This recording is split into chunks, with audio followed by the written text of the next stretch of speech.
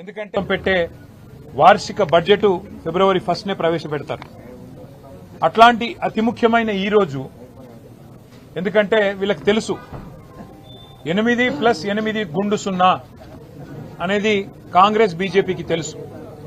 8 మంది పార్లమెంట్ సభ్యులు కాంగ్రెస్ కున్నా, 8 మంది పార్లమెంట్ సభ్యులు భారతీయ జనతా పార్టీకున్నా, తెలంగాణకి గత 2 బడ్జెట్లలో దక్కింది 0, ఈ బడ్జెట్లో కూడా దక్కేది 0 అనేది స్పష్టంగా తెలుసు. కాబట్టే ఇవాళ కేవలం ఆ అంశం మీదికి, వీళ్ళ వైఫల్యం మీదికి, వీళ్ళ చాతగానితనం మీదికి, వీళ్ళ అసమర్థత మీదికి కేంద్రంతో పోరాడి నిధులు తేలేని మరి తమ వైఫల్యాన్ని కప్పిపుచ్చుకోవడానికే ఈరోజు ఉద్దేశపూర్వకంగా మా నాయకుడు కేసీఆర్ గారికి ఆగమేఘాల మీద ఏదో ఆకాశం ఏదో కూలిపోయినట్టు 2 సంవత్సరాల కిందట విచారణ ప్రారంభమైతే 2 సంవత్సరాల కిందట కేసు పెడితే ఈరోజు కేసీఆర్ గారికి కేంద్ర బడ్జెట్ ప్రవేశపెట్టే రోజు తమ వైఫల్యాల్ని కప్పిపుచ్చుకోవడానికి 8+8 గుండు 0 అని రాష్ట్ర ప్రజలు మళ్లీ అంటారనే భయంతో కేవలం ఫోకస్ షిఫ్ట్ కోసమే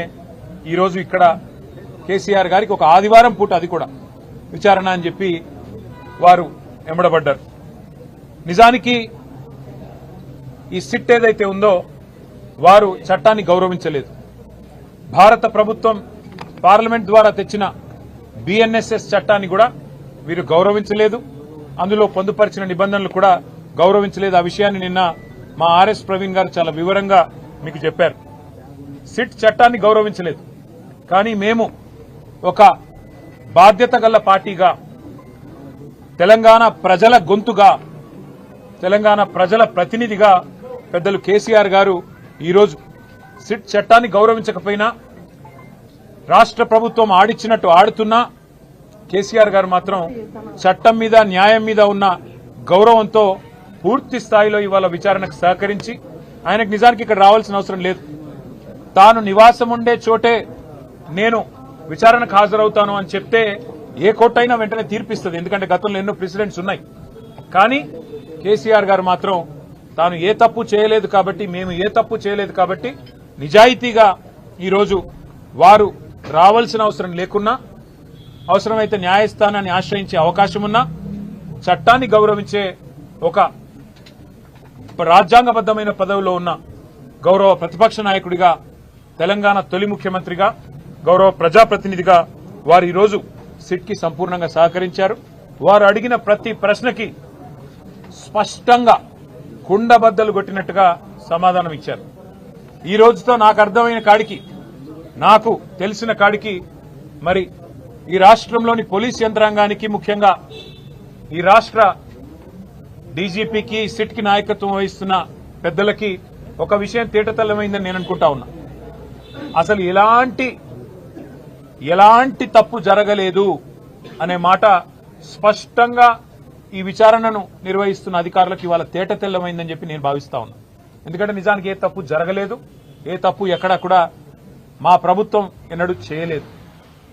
ఎన్నో పుకార్లు, ఎన్నో నీలాపనిందలు, ఎన్నో రకాల కథనాలు, ఎన్నో రకాల అపోహలని ప్రజల్లో సృష్టించే విధంగా గత 2 సంవత్సరాలుగా లీకుల రూపంలో ఇస్తూ ఇవాళ ఈ కాంగ్రెస్ పార్టీ పెద్దలు ఏదైతే పైశాచిక ఆనందం పొందుతా ఉన్నారో, ఈ రోజుతో దానికి ఫుల్ స్టాప్ పెడతారని మేము ఆశిస్తా ఉన్నాం.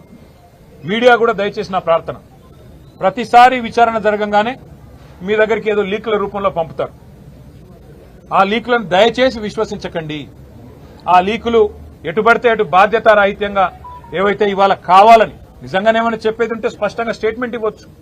నిజంగానే ఏదైనా తప్పు జరిగింటే అధికారులు ముందుకొచ్చి చెప్పొచ్చు, మంత్రులు ముందుకొచ్చి చెప్పొచ్చు, బాధ్యతలో ఉన్న వ్యక్తులు ముందుకొచ్చి చెప్పొచ్చు. కానీ మరి కేవలం లీకుల మీద ఆధారపడి మరి ఇదిగో పులి అంటే అదిగో తోక అన్నట్టుగా నడుపుతా ఉన్నారంటేనే ఈ కేసులోని డొల్లతనం బయటపడుతుందనే మాట కూడా నేను మీకు విజ్ఞప్తి చేస్తా ఉన్నా.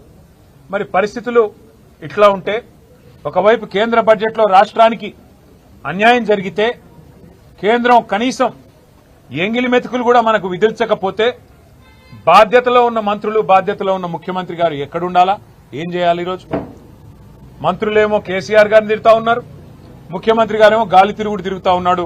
విదేశాల్లో విహారయాత్రలు, ఆయన పర్వట్టు కోరికలన్నీ నెరవేర్చుకునే విధంగా కార్యక్రమాలు చేస్తా ఉన్నాడు.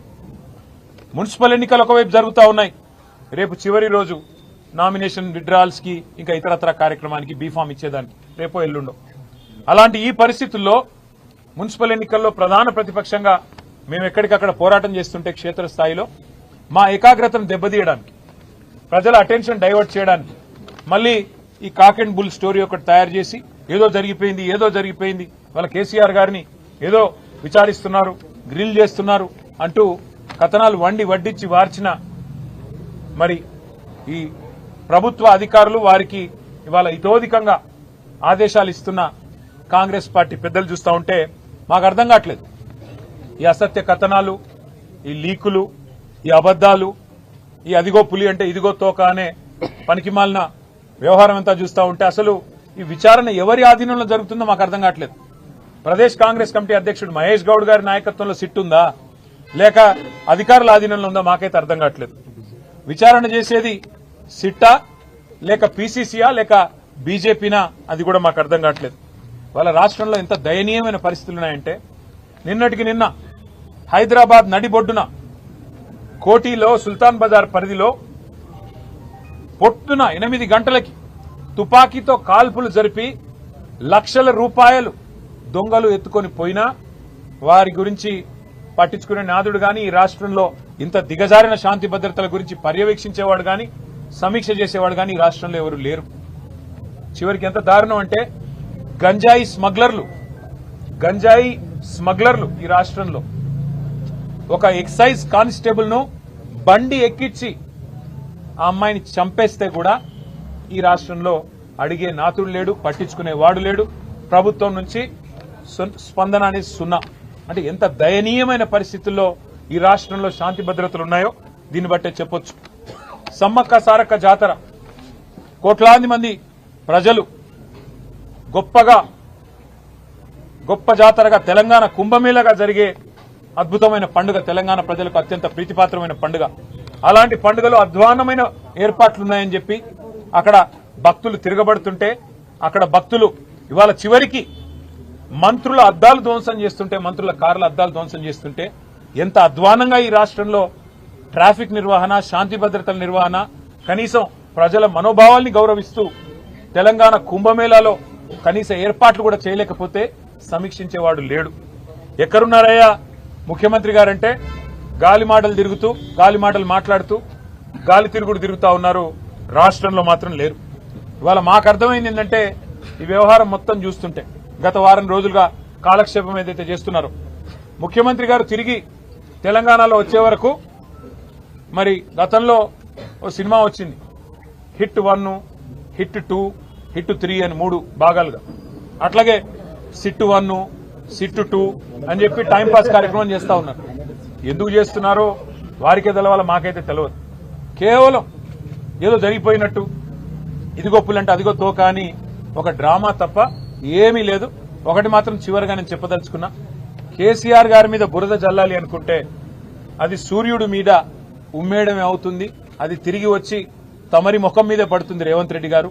ఇది గుర్తుపెట్టుకోండి. ఇక చివరిగా మీ చెత్త రాజకీయం, ఈ లీకులు, పనికిమాలిన విచారణలు 2 ఏళ్లు కాలక్షేపం చేశారు. 50-60 ట్రిప్పులు కొట్టినట్టున్నారు ఢిల్లీకి. ప్రతి వారం ఢిల్లీకి పోవాలి, కాంగ్రెస్ కు మూటలు సమర్పించుకోవాలి. కాంగ్రెస్ కు మూటలు ఇవ్వకపోతే కాంగ్రెస్ పెద్దలకు మీ సీటు పోతుంది. అట్లాగే ఢిల్లీలో ఉండే బీజేపీ పెద్దలను అర్ధరాత్రి దొంగరాత్రి వెళ్లి కాలు పట్టుకోవాలి. నా కేసులు దయచేసి పెట్టకండి, దయచేసి నేను అవసరమైతే భవిష్యత్తులో మీతో కలిసి నడుస్తా అని కాళ్లు పట్టుకోవాలి. ఇది ఒకటే మీకు తెలిసింది. ఈ 2 ఏళ్లలో మరి మీరు రాష్ట్రానికి సాధించింది ఏమన్నా ఉందా దయచేసి చెప్పాలని చెప్పి నేను రాష్ట్ర ప్రభుత్వాన్ని అడుగుతా ఉన్నా.